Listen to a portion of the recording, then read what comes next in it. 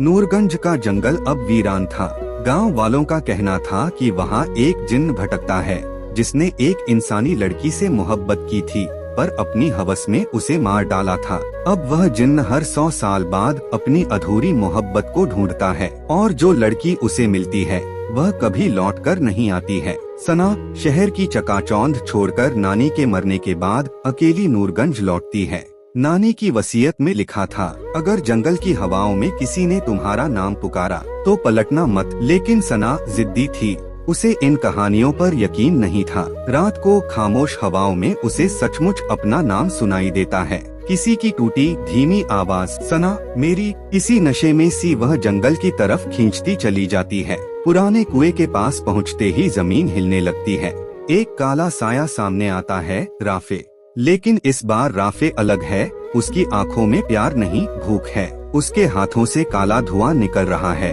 उसके चेहरे पर दर्द और क्रूरता एक साथ झलक रही है। राफे डर की आवाज में, तुम मेरी अधूरी मोहब्बत हो, अब तुमसे मुक्ति चाहिए। राफे धीरे धीरे सना को अपने वश में ले लेता है। दिनों तक सना को सपनों में अजीब अजीब चीजें दिखती हैं, खुद को जलते हुए, खुद को पानी में डूबते हुए, खुद को किसी अंधे कमरे में बंद देखते हुए। राफे कभी प्यार से बात करता है तो कभी अचानक उसकी आंखें शैतानी लाल हो जाती हैं। सना तुम मुझसे क्या चाहते हो? राफे कहता है, बस तुम्हारी आत्मा, ताकि मेरा श्राप टूट सके।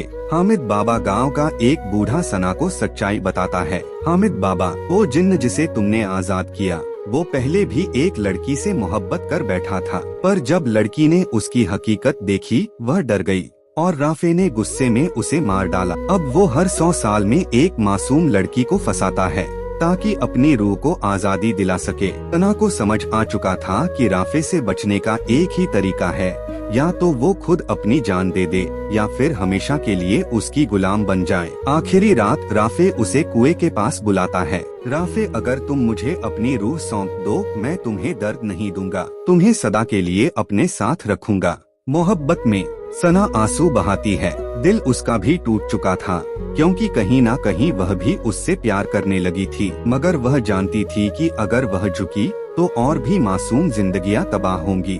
सना मुस्कुराती है, आंखें बंद करती है और कुएं में खुद छलांग लगा देती है।